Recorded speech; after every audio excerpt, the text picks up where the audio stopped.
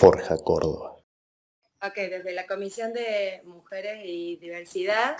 queríamos plantear una actividad para discutir lo que es la ley Micaela, cuál es la relevancia que tiene en todo lo que es la administración pública y contar un poquito de qué se trata la capacitación obligatoria que exige esta ley que se hizo luego de un caso muy famoso de un asesinato por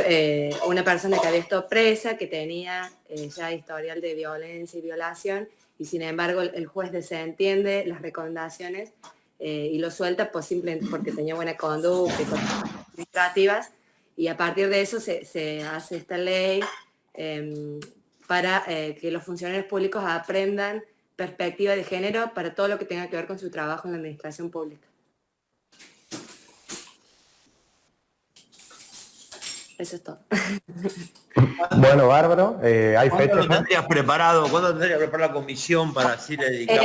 Estamos trabajándolo y hemos estado bastante ocupadas, así que yo diría que por ahí recién el mes que viene, todavía no vamos a fijar eso, pero estamos en eso. Ahora hay unos talleres que vamos a tomar, entonces como que nos queremos formar bien también nosotras. Sí. Hay unos talleres de forja mujer a nivel nacional que vamos a tomar, y también yo voy a tomar un taller de estos del INCAP,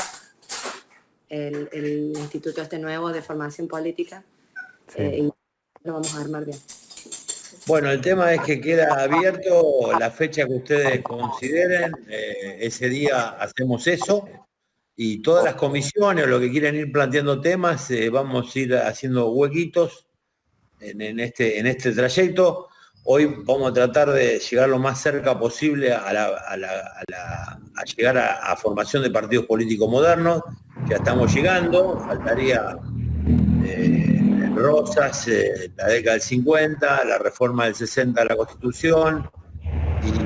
ya quedar cerca de la Revolución de 1890, que es la formación de los partidos políticos modernos. Así que vamos avanzando, aunque parezca mentira, a las patadas y los mordicones, vamos avanzando en ese trayecto histórico en el cual estamos. Hay alguno que me hace mucho ruido el micrófono. Hay como se llama una gran labor de todos teniendo paciencia, entrando en un día sábado que muchos no pueden entrar, los horarios, y están haciendo un gran sacrificio todos, Miguel Ángel a la cabeza de ese sacrificio para que esto lo vayamos concretando, así que la verdad me pone muy contento de la tarea emprendida. Estamos siendo muy injustos con muchos personajes históricos, si no sería imposible hacer una línea histórica medianamente coherente para llegar a partidos políticos modernos, si no tardaríamos años. Fuimos tan atrevidos que dimos a Belgrano en 40 minutos y a San Martín en dos charlas, y dimos a Moreno en una, y bueno, hacemos humanamente lo que podemos como para sacarnos un poco, desempolvarnos de la historia mitrista y después profundizar lo que es partido político moderno, porque no creo que tengamos otra alternativa en tiempo, porque bastante tiempo le dedicamos todos los compañeros que estamos acá, y quiero resaltar hoy el caso de Rodrigo, que a pesar de estar con síntomas de con COVID y sintiéndose mal, está acá con nosotros, y otros compañeros que no nos acompañan hoy, una cuestión por ahí de egos que ya la vamos a ir subsanando, pero sí hay que reconocer a los que estamos y al trabajo inmenso que hacen muchos compañeros como Miguel, y reconozco en Rodrigo todo el sacrificio de los militantes, ¿no? Cuando uno tiene que reconocer el sacrificio militante, lo tenés que reconocer en estos pequeños, grandes actos de militancia y amor al partido, a la militancia, al compañero, a la verdad histórica, a la verdad nuestra histórica, por supuesto, y la idea es que la debatamos entre todos y la conozcamos entre todos. Así que bueno, metiendo esta introducción media de novela romántica turca, porque fue medio sonó así, arrancamos un poco con la historia de un tipo que es tal vez el tipo más complicado para estudiar la historia argentina, y por supuesto uno de los más complicados y complejos, es uno de los más difíciles de dar en poco tiempo, porque necesitaríamos un año para hablar de San Martín y un año más para hablar de Rosas, y especialmente por la cantidad de cosas que ha pasado en la vida política del restaurador de las leyes, y especialmente por la cantidad de interpretaciones que tiene el personaje en cuestión. Estamos hablando de un tipo que gobernó los destinos de las Provincias Unidas de Río de la Plata, de la Confederación, y tuvo mucha influencia inclusive en Latinoamérica, y durante casi seguramente 2 décadas y media, pero podemos decir hasta 3 décadas, porque influyó en gobiernos anteriores a la toma a la llegada del poder de él, y lo vamos a ir viendo. Es decir, que vamos a hablar de casi 3 décadas Argentina siendo tan maleducado como para hacerlo en 1 o 2 charlas, una cosa que realmente es faltarle el respeto, y es un desafío intelectual. A Carlos le pido que asiente lo que voy a decir, que es muy difícil hacerlo en tan poco tiempo, personajes con tanta estatura política y tan complejos de analizar, ¿no? Partimos de la base que Rosas es una persona que tenemos que analizar en un tiempo de guerra civil, y eso hace que sea muy complejo. Voy a empezar por el fondo de la cuestión, de por qué el personaje de Rosas es tan complicado de estudio histórico. Yo, cuando arranqué mi profesorado, uno de los personajes que me llevó a leer historia fue Rosas. Me apasionaba la historia tan oculta de Rosas, y tenemos que entender varias cuestiones antes. Me gustaría meter en 2, 3 temas, 4 temas puntuales en relación a por qué es complejo Rosas estudiarlo. Primero, cómo se estudió Rosas a partir de la caída del gobierno de Rosas después de la batalla de Caseros.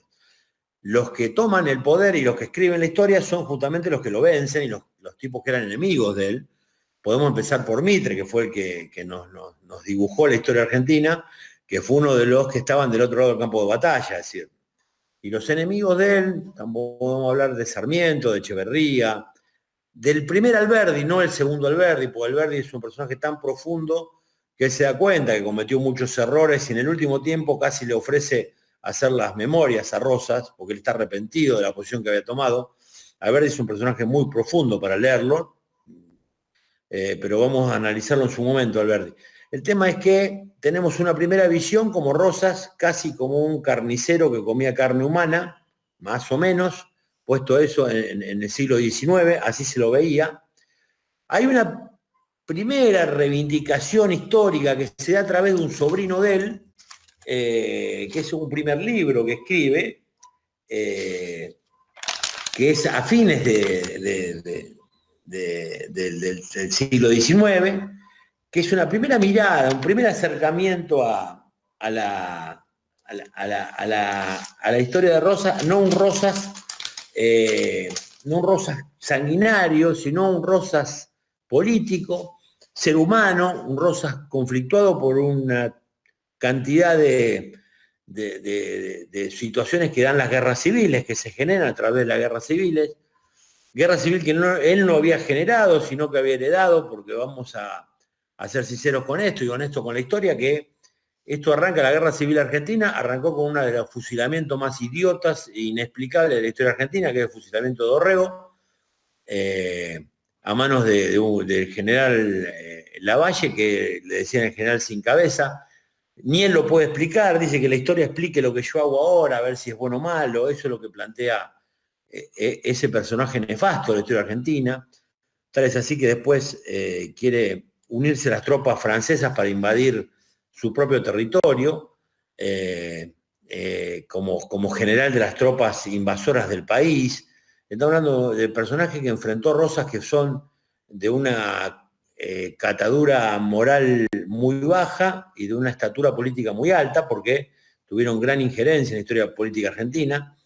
y los tuvo que enfrentar. Entonces hay que hacer todo un contexto histórico para analizar a este personaje. Si no, si descontextualizás, Rosas nos pasa que o lo vas a halagar absolutamente, vas a caer en decir Rosas todo lo que hizo fue bueno, y si lo analizás sin contexto histórico vas a decir Rosas realmente fue un carnicero y un genocida prácticamente. Ninguna de las dos cosas es cierta, vivió una época política complicada, y tratemos de desandar en lo que podamos y el tiempo que tengamos esa pequeña aristas que dio las características de su gobierno, ¿no? Pero podemos decir que, por ejemplo, la historia de Rosas, como decíamos, su sobrino Lucio Mansilla escribe el primer libro, que es un libro donde cuenta la historia de una charla que tiene con él cuando ya él sabe que se le avecina el final de su gobierno, y entre entrada y entrada, mientras él hacía, ¿cómo se llama?, arroz con leche, él tiene una charla con su tío, y él después le da cuenta esa charla en un libro, es muy interesante el libro de Lucio Mansilla sobre Rosas, y va contando el tiempo al son de las veces que entraba Manuelita a buscar los tazones con el arroz con leche. Es muy interesante ese libro de Lucio Mansilla. Es el primer libro que no plantea a Rosas como un carnicero de los Balcanes, ¿no?, sino como un político que le tocó vivir una vida, una historia y un momento determinado de la historia, que podemos estar de acuerdo o no, pero vivió una historia que no fue sencilla vivirla, ¿no? Y hay que entenderlo en su justo su contexto, ¿no? Después hay una segunda. Nosotros como forjistas hoy tenemos un personaje que la primera reivindicación histórica, el revisionismo histórico, y esto Carlos seguramente va a sentir conmigo, lo hace el forjismo desde la mirada de Rosas hecha por Jauretche y por Scalabrini Ortiz. Son los primeros que miran desde un Rosas popular. La primera revisionismo popular que se hace de Rosas se hace desde Forja, desde los cuadernos de Forja, hecho tanto por Jauretche como por Scalabrini. Hay un revisionismo también oligárquico de Rosas que se da en la década del 30, también al mismo momento que se está dando este revisionismo popular que hace Jauretche y hace Scalabrini, que es un revisionismo poniendo a Rosas como un estanciero de plata, que era bueno con los campesinos. Es otro revisionismo que se dio al mismo momento casi, pero el primer revisionismo popular es ese, y por supuesto el que hace José María Rosas a posteriori de la caída del gobierno peronista, ¿no? Es decir, ese revisionismo. El peronismo raramente no lo reivindica durante los gobiernos peronistas, el primero y el segundo, lo reivindica a posteriori de la caída. Porque una cosa que se dan cuenta, el revisionismo peronista, la intelectualidad peronista, es que tienen los mismos enemigos. Y planteaban al peronismo como la segunda dictadura. Entonces empiezan a reivindicar la primera dictadura, diciendo, pero entonces fue una dictadura la primera. Y empieza un revisionismo de la mano de José María Rosas con respecto a ver si esto realmente fue así, y tal es así que en los 90 tuvimos un billete con la cara de Rosas después de siglos de su muerte, de su fallecimiento, 100 y pico de años después de su fallecimiento, tuvimos el primer billete con la cara de Rosas. Y este no revisionismo, no reivindicación del peronismo, que no es una crítica, sino que le pasó al peronismo esto y lo reivindicó a posteriori de la caída, lo da, por ejemplo, cuando uno de los símbolos máximos que tiene el peronismo de su política nacional y popular es los ferrocarriles, ¿no? Una cosa que reivindica Scalabrini también. Y fíjense cómo le pusieron a los ferrocarriles. No hay ningún ferrocarril que se llame Rosas, sino tenemos ferrocarriles que se llaman Urquiza, otro Sarmiento, otro Roca y otro Mitre. Los enemigos, todos los enemigos de Rosas. Y eso da un poco el corte porque el peronismo tenía una cuestión simbológica fuerte, como lo tuvo el radicalismo también. La simbología es muy importante, y los nombres justamente tienen algo que ver con una cuestión ideológica. Entonces, este primer peronismo no hace una reivindicación, sí lo hace a posteriori de la caída, y como decíamos, en la cabeza de José María Rosas, y después viene una profunda discusión que arranca a partir de reformas que se dan en los 80s, en las teorías históricas y la ciencia histórica, y ahí aparece un revisionismo mucho más científico, se le llama el revisionismo científico, que ya no encaraban los grandes pensadores de la historia, como podría ser Félix Luna, sino lo encaraban otros pensadores de la historia y otros científicos históricos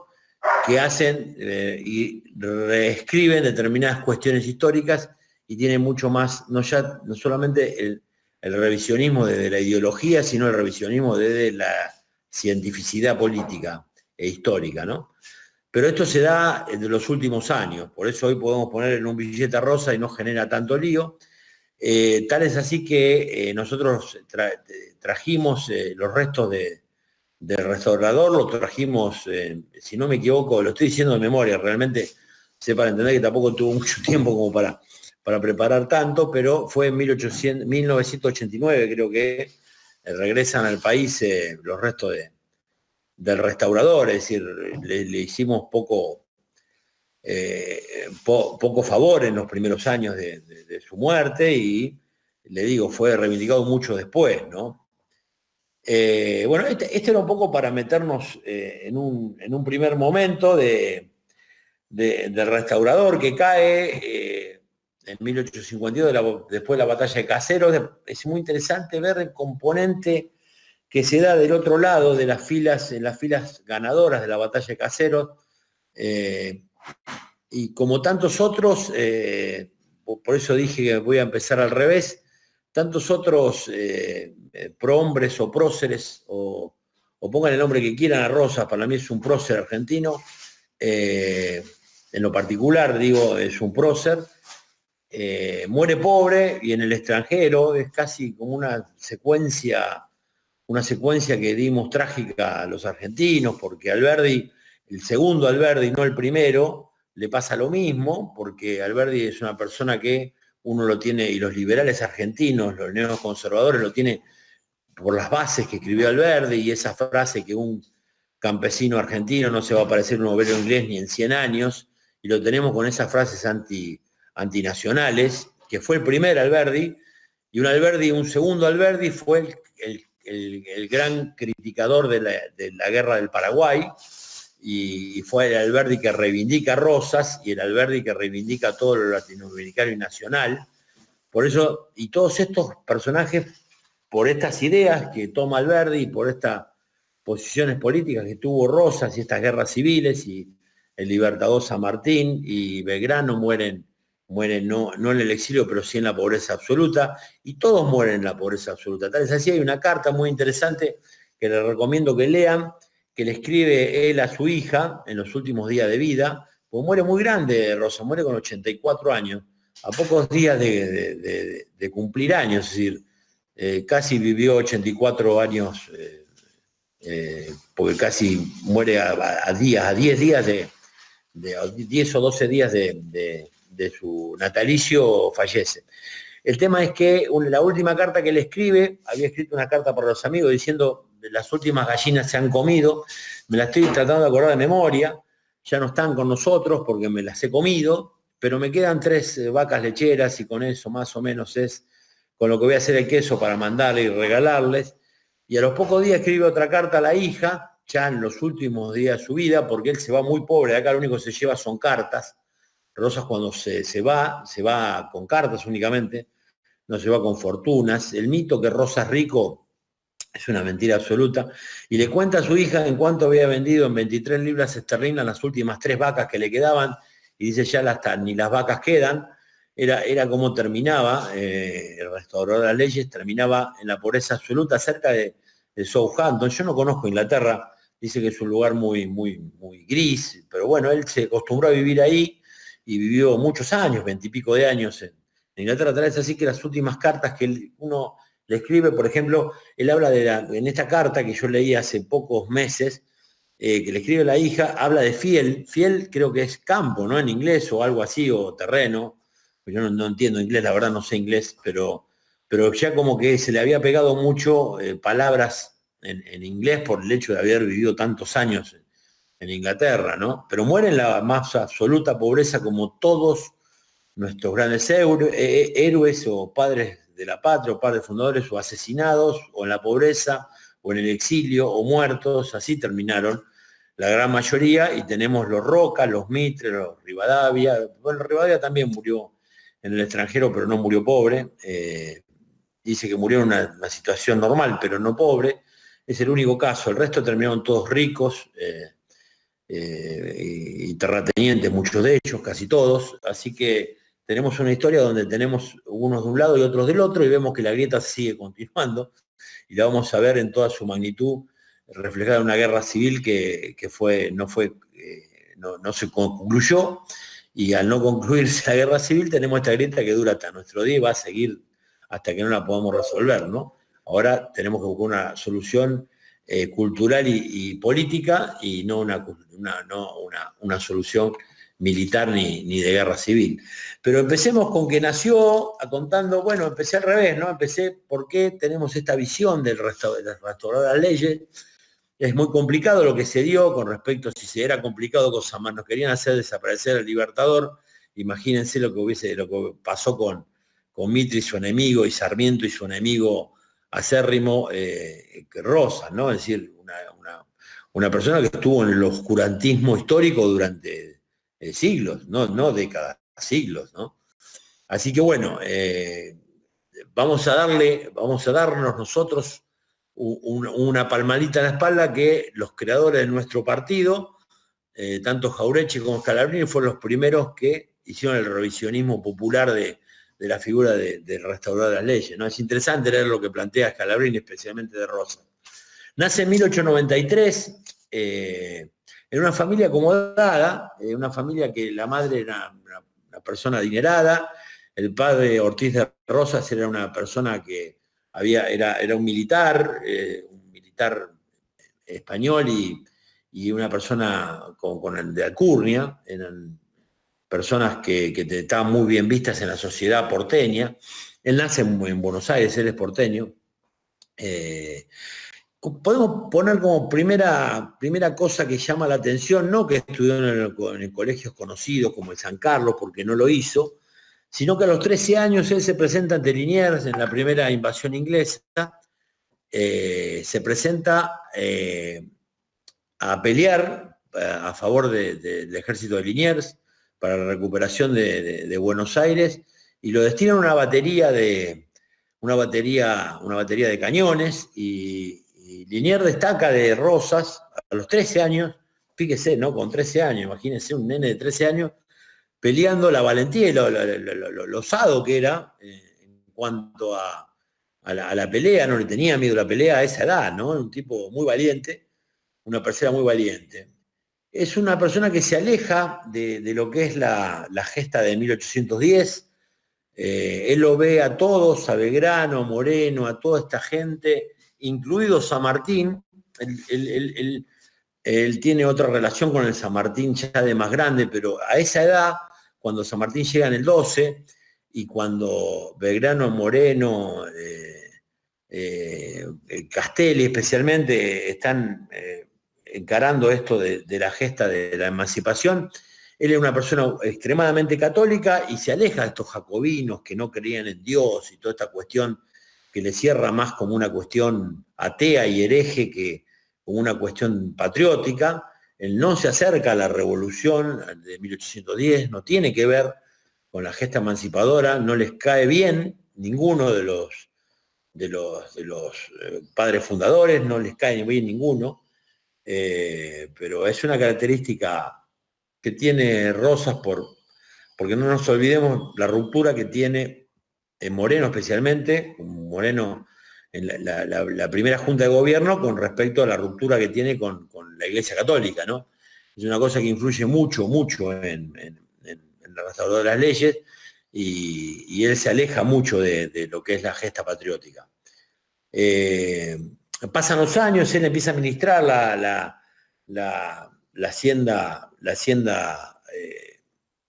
familiar, es una hacienda muy, muy grande, muy importante, pero tiene grandes discusiones con la madre, y como es un tipo realmente de acción, es un tipo con mucho carácter, deja a la madre, abandona la hacienda familiar, y con el hermano de Dorrego, que fue un gran amigo de él, el hermano, no el Dorrego histórico, sino el hermano, se ponen de socio y tiene mucho éxito. Empiezan con compra y venta de ganado, terminan con compra y venta de campos, y termina siendo un tipo muy rico, muy poderoso de la provincia de Buenos Aires. Y él, su primer mirada hacia la política es a través de entender al gaucho. Él creía que, más allá de ser de uno de los hacendados más ricos, y por supuesto que cuando él llega a las primeros, a la política, no nos creamos que llega en contra de los grandes terratenientes, sino todo lo contrario. Él llega apoyado por los Sanchorena y los Martínez de Oz, es decir, no nos olvidemos que no solamente les garantizaba que la aduana quedara en Buenos Aires, porque a él lo querían gobernador antes que a Dorrego, pero Dorrego tenía mucha fama en lo que era el porteño de la ciudad, ¿no? Y Rosas por ahí era un tipo mucho mejor mirado entre el gauchaje, porque el gauchaje y los indios, porque él se había tomado el trabajo de entenderlo al gaucho y entender al indio, sentarse, hablarlo y escuchar la problemática del gaucho y del indio. Esto fue una cuestión que fue el único que lo hizo y el primero que lo hizo. Tal es así que cuando llegue al poder vamos a ver que hay una carta de Sarmiento, y que lo escribe en el Facundo también, pobre Facundo Quiroga, ¿no? Que pasa a la historia conocido por el libro de su peor enemigo. En el Facundo él escribe que Rosas es un tipo que él reconoce, que es el primer tipo que tiene apoyo popular, los sectores populares y los sectores altos de la sociedad, pero le reconoce el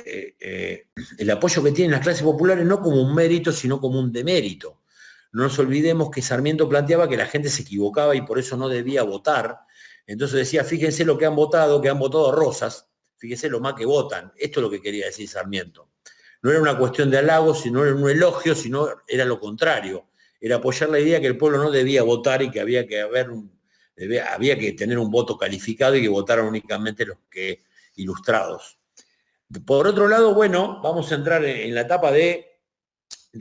un Rosas muy culto, un tipo muy leído, muy preparado, era una persona extremadamente preparada, un tipo muy católico, un tipo muy rico, un hacendado muy poderoso, un tipo muy respetado por lo que era el gauchaje y las clases altas, dirigentes, pero teníamos que en 1820, cuando él empieza a incursionar en la política, cerca del hermano de su socio, aparece el hermano de su socio con toda la fuerza, que es el coronel Dorrego, un tipo muy querido por las clases populares de la ciudad, ¿no? Del campo, era un tipo muy respetado, Dorrego, y en toda esta etapa conflictuada de Buenos Aires, donde estamos siendo invadidos por los santafesinos, estamos siendo invadidos, estoy diciendo porque estoy parado en Buenos Aires, ¿no? Estoy parado en la historia de Rosas y estoy mirando la historia desde donde la miraba Rosas y Dorrego, rechaza esta invasión santafesina y el error de Dorrego es querer invadir Santa Fe, ¿no? Ahí es derrotado y bueno, esto trae muchos conflictos, lo voy a tratar de tirar en títulos porque si no es imposible, trae conflictos. Dorrego es corrido del cargo y aparece lo que estudiamos y lo que charlamos la vez anterior, que fue la aparición de Rivadavia con el amigo, ay, me olvidé el nombre del que era gobernador, que lo lleva a Rivadavia como ministro de guerra, por Dios, me olvidé. A Rodríguez, apoya a Rodríguez, que era el gobernador que viene detrás de cuando le piden la renuncia a Dorrego, el que viene detrás de él es Rodríguez, que es una persona apoyada. Acá es la primera vez que se cruza en su incipiente carrera política Rosas con Rivadavia y apoya al gobierno de Rodríguez. Tal es así que cuando se vota, la legislatura vota la destitución de Dorrego, hay un levantamiento que se da en la Plaza Central, que es lo que vendría a ser la Plaza de Mayo, un levantamiento de gente que apoya a Dorrego y el que lo enfrenta, el que pone orden, son Rosas a cargo, porque él apoya a Dorrego, lo apoya a Rodríguez, digo, y al gobierno de Rodríguez y Rivadavia, y con 500 de sus gauchos vestidos de rojo entra a la Plaza Central y pone orden, lo que es una masacre, pues hay 300 muertos en esa trifulca. No participa Dorrego, sino eran adeptos a Dorrego, pero no eran mandados por él. él los enfrenta, los derrota, hay 300 muertos, realmente fue una masacre, y pone orden. A partir de ahí pasa a ser el tipo del orden, el restaurador del orden. El restaurador viene por varios, esta cuestión que aparece por primera vez en los diarios de Buenos Aires, el nombre restaurador, aparece por primera vez porque le pone el restaurador del orden.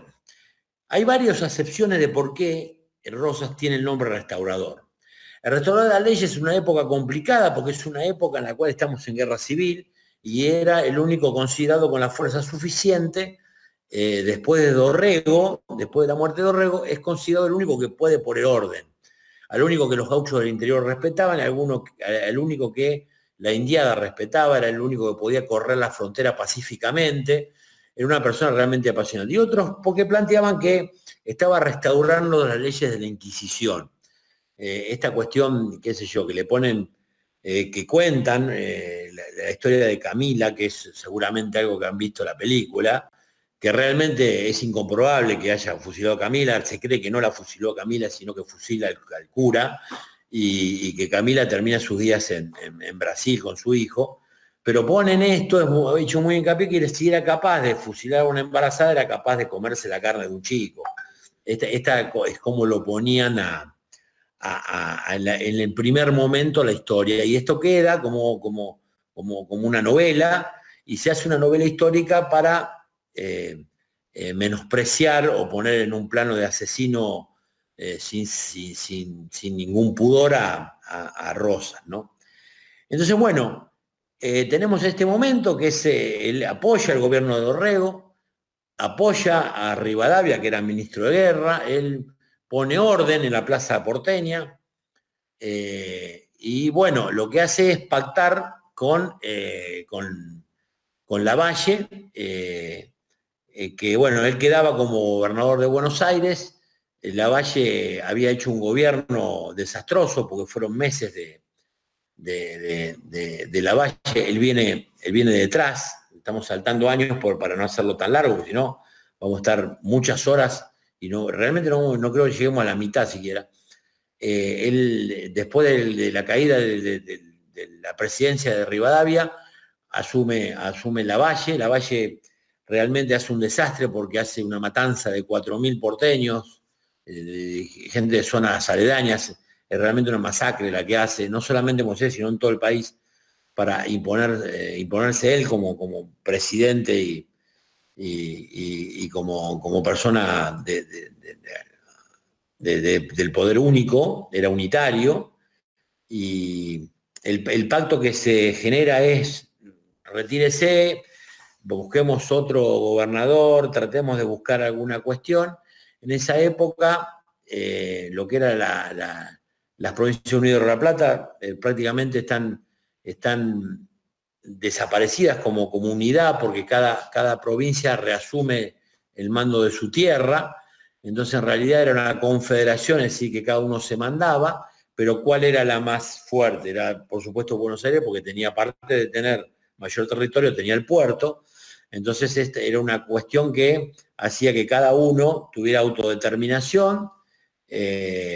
pero la más importante era Buenos Aires.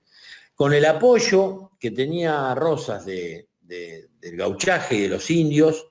de los mestizos, de las clases populares, y el apoyo que tenía de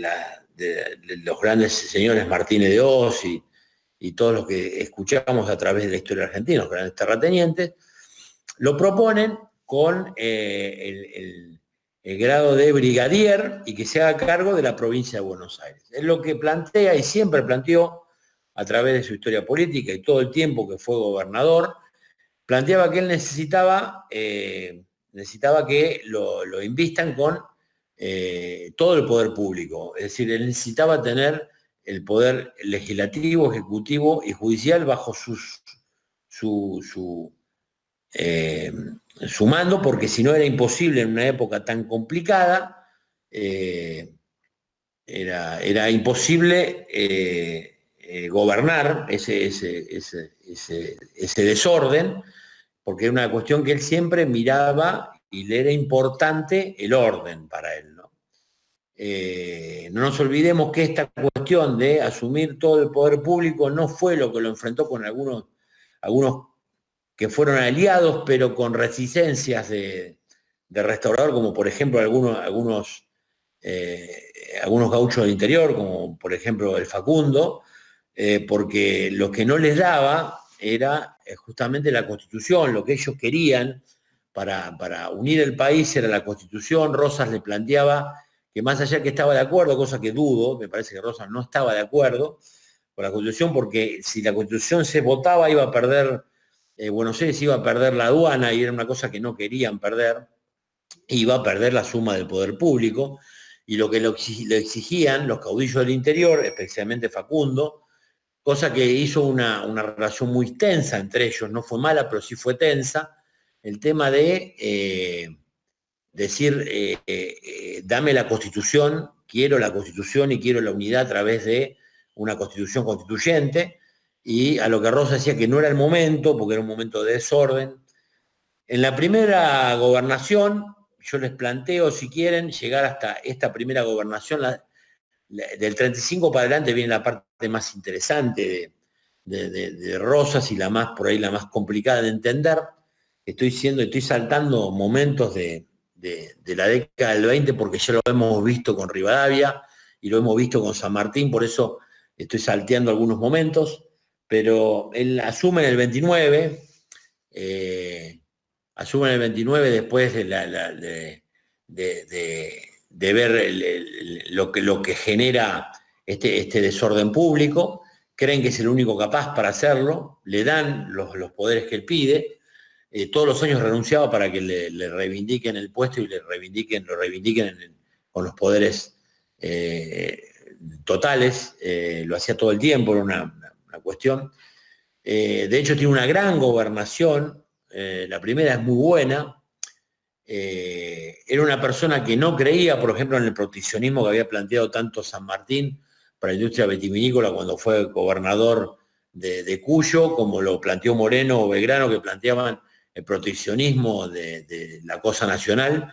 Era una cosa que lo iba a enfrentar, después con el tiempo lo va a enfrentar con muchos caudillos del interior, esta cuestión de no proteger a las cosas nacionales, a la industria nacional, los vinos en determinadas cuestiones. Nosotros prácticamente lo que hacíamos era exportar cueros, y quien tenía la vaca era la provincia de Buenos Aires, y como exportábamos cuero, quien tenía plata era la provincia de Buenos Aires.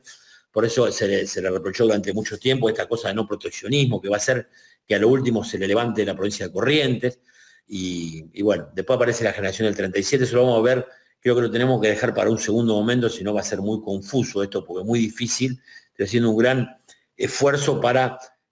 meter tan abreviado lo que es la llegada al poder de Rosas. Él llega ya casado con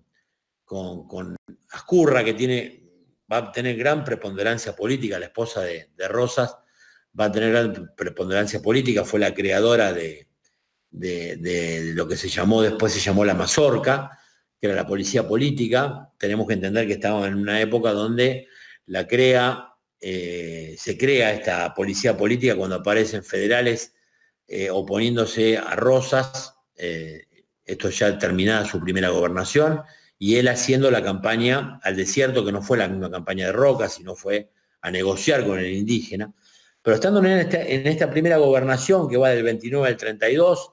esta gobernación es una gobernación donde él no protege la industria nacional como lo vimos, sí ordena las cuentas públicas, las ordena, las provincias están mejor, la gente,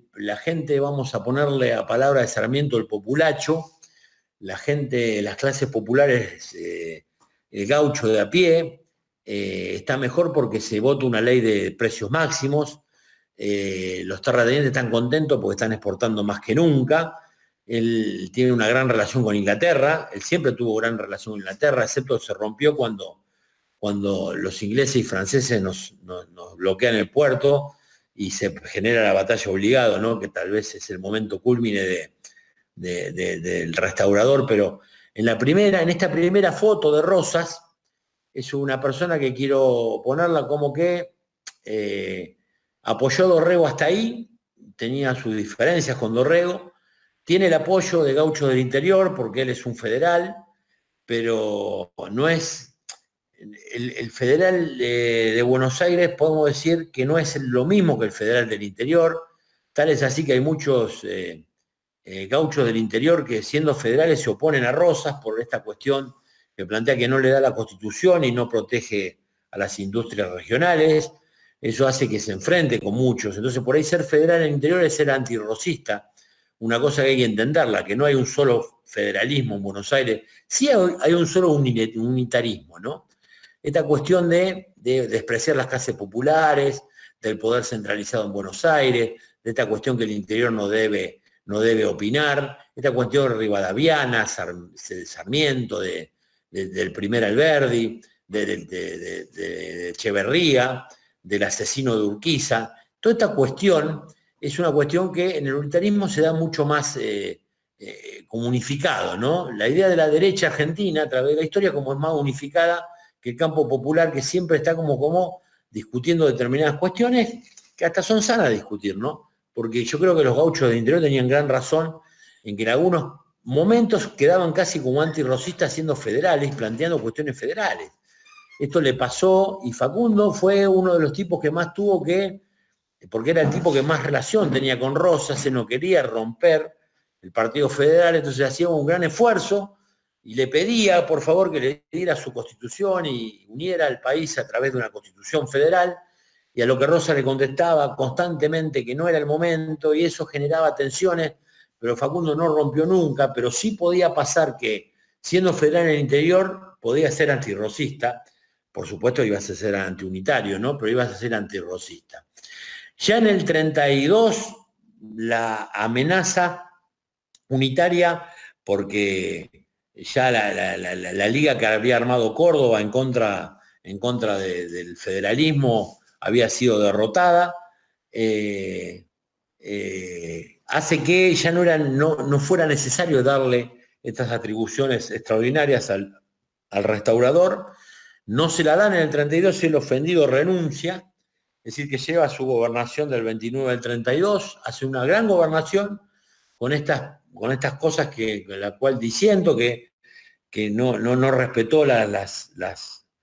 libre navegación de los ríos, porque quería que el puerto siga siendo uno solo, que sí entendamos que Rosas era un personaje que respetaba lo popular y lo entendía muy bien, pero también estaba apoyado en las clases dirigentes altas y que no le había dado la constitución que tanto había pedido y tanto pedía el federalismo del interior. De ahí al 35 él inicia su campaña para extender la frontera, cosa que pone muy contentos a los terratenientes, porque iban a tener muchas más tierras. Se genera esta cuestión de que nace la proto-mazorca, lo que después va a ser la policía política. Entendamos que es una guerra, un momento de guerra civil. Federales ya se empiezan a oponer al Rosas que está en la campaña. Se hace cargo del rosismo la esposa, porque uno cree que las mujeres a través de la historia argentina no tuvieron participación, cosa que es mentira, lo hemos visto tanto en el Ejército del Norte, como lo vimos también en el Ejército del Libertador, en su ejército fantasma, en previa invasión a Chile con mujeres, para enterarse que estaban haciendo realistas, y en estas cuestiones, estas mujeres que tienen tanta influencia en décadas argentinas como fue las décadas rosistas, tanto primero la esposa, que era una persona de armas tomar, como después su hija, Emanuelita, que también tiene una posición política marcada, pero ya desde lo político, era mucho más política la hija, y la esposa era una persona, él la golpeó mucho la muerte de la mujer, y era una persona mucho más de armas tomar, ¿no? Tal es así que controla férreamente y manda a matar a muchos de los que se le oponen al restaurador, no estando presente en Buenos Aires, porque él estaba, como dijimos, en su campaña del desierto, y pone en raya tanto a unitarios como federales que se lo oponen. Así que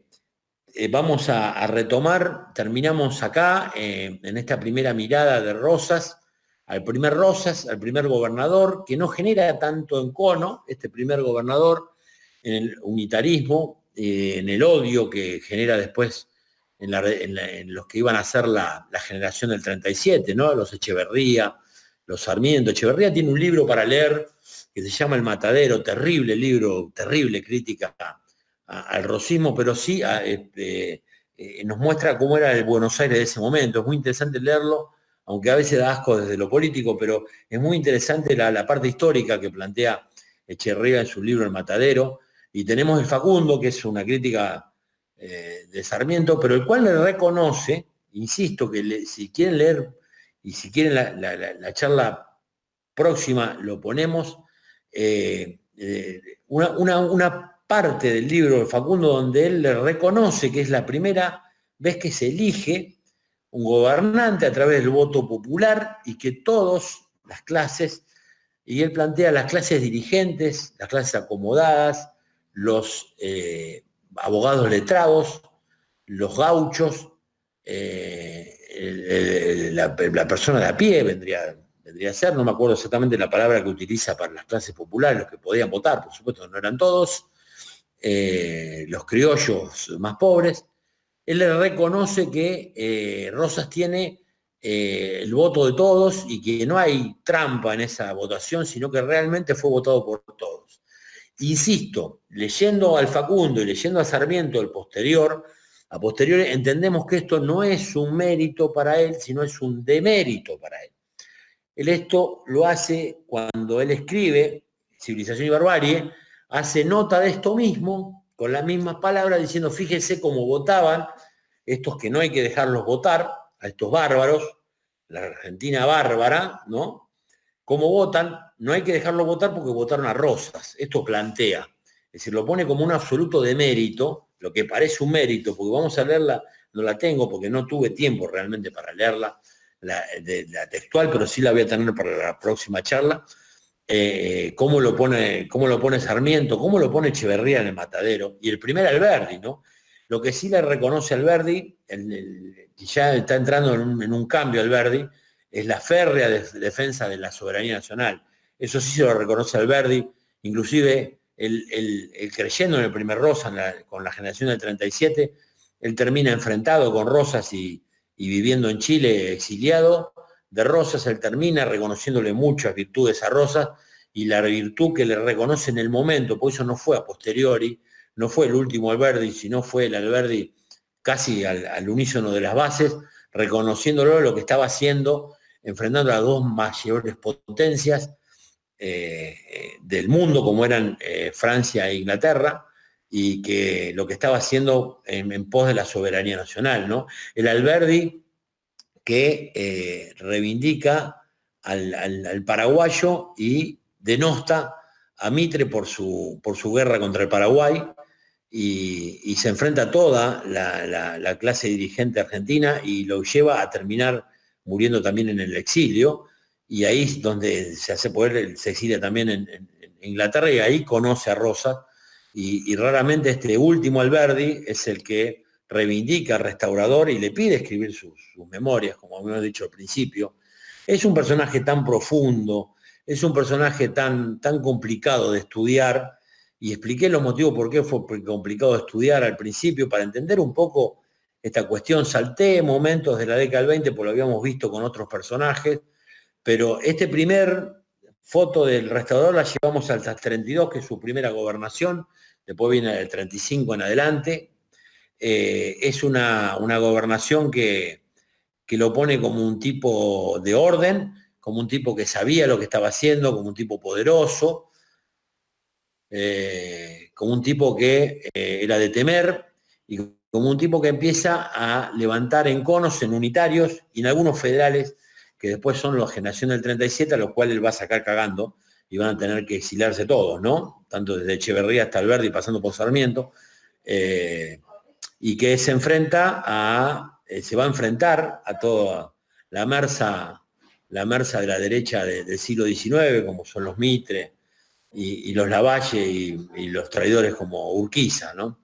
El tema es que, como nota de color, y esto para terminar, no sé si Miguel querés que vaya haciendo algún cierre en particular, después dejemos que los compañeros opinen. Como dar un cierre, lo raro es que Alberdi se lo manda, a Facundo Quiroga se lo manda, Alberdi era tucumano, y se lo manda para que estudie. Él le quería, el Facundo quería que estudie y lo manda a que Rosas lo tenga como apadrinado en Buenos Aires, lo manda a estudiar a Buenos Aires, cosa que hicieron entre los dos, entre Quiroga y Rosas, mandan a que Alberdi estudie, y después Alberdi es uno de los peores enemigos de Rosas. Y otro personaje que se lo mandan a su hacienda para que trabaje con él y lo forme, es uno de los tipos que van a estar en su última batalla del otro lado, y uno de sus peores enemigos, y un tipo que lo desaparece de la historia, que fue Mitre. Mitre estuvo y fue criado un par de años, fue criado en la estancia de Rosas, al cual él le dice, no está para estas cosas, este muchacho está para otras cosas, lo ve con potencial. Sí, el potencial fue de ser uno de sus derrocadores, ¿no? Pero bueno, le ve potencial, lo veía leyendo libros, y un tipo que no estaba para el campo, no lo veía para el campo, pero fíjese que dos de sus más grandes enemigos políticos los tuvo él y los apadrinó. A uno hasta lo hizo estudiar, ¿no? Fíjese lo que es la historia argentina y cómo Rosa va tocando, que crió a un hijo de Belgrano, y es un personaje realmente apasionante, hasta el grado de decir que el Libertador, tal vez el primer padre de la patria, el primer padre fundador, o el máximo, para algunos, para muchos, le da su bien más preciado. San Martín no era una persona que murió con riquezas, y su bien más preciado era su sable corvo, es decir, nada menos que él le envía su sable corvo y se pone a las órdenes de él, cosa que vamos a ver en la charla siguiente, en la vuelta obligado. La defensa, cuando hace primero los franceses hacen el bloqueo al puerto de Buenos Aires, se pone a las órdenes del restaurador para decir voy a defender la patria, y le da en su testamento, le da nada menos que tal vez su bien más preciado, una de las reliquias más importantes de la historia argentina. Si nosotros tenemos una reliquia importante y tenemos que valorarla en dinero, ¿cuánto sale el sable corvo de San Martín?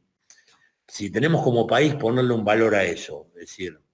por eso los peronistas, la juventud peronista se lo robaba a los milicos, se lo robó 2 veces, pero no para faltar respeto al Libertador, sino para hincharle la pelota a los milicos, ¿no? Porque tal vez la reliquia más importante que tenemos de la historia argentina era algo que acompañó toda la campaña al Libertador, y tal vez era la cosa más preciada por el Libertador, y le regaló nada menos que eso al restaurador de las leyes. Así que bueno, es una persona que, como vemos, va a despertar odios y amores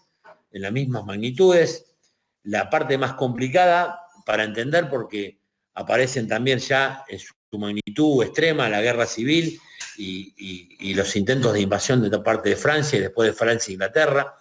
y lo que hace cuando él firma la paz con Inglaterra y Francia, hace que sea una figura continental casi, a nivel de ser tan conocido como Bolívar, y se lo hace muy conocido en Europa al restaurador. Así que bueno, esta parte del 35 en adelante la retomaremos en la próxima charla, que esperemos que sea el sábado próximo, si Miguel puede. Por supuesto es nuestro director de orquesta en esto. Así que espero haber estado a la altura. Tuve que saltar muchos temas porque es muy complicado hacerlo como lo hice en tan poco tiempo, y veo que no voy a llegar, por eso lo corto acá, porque si no voy a ser muy injusto y voy a olvidar muchas cosas. Y le agradezco la atención, espero los comentarios, espero que le hayan gustado, y nos vemos para terminar con el restaurador y ya meternos en la etapa de constitucional, que es la 53-60, y entrar en la historia de Leandro Alem, que nos va a llevar a la historia de los partidos políticos modernos. Aunque parezca mentira, vamos llegando a las cachetadas, Miguel, pero vamos llegando a partidos políticos modernos. Así que muchas gracias por escucharme, espero haber estado a la altura y haya servido de algo, y espero los comentarios. Le mando un abrazo a todos. Gracias.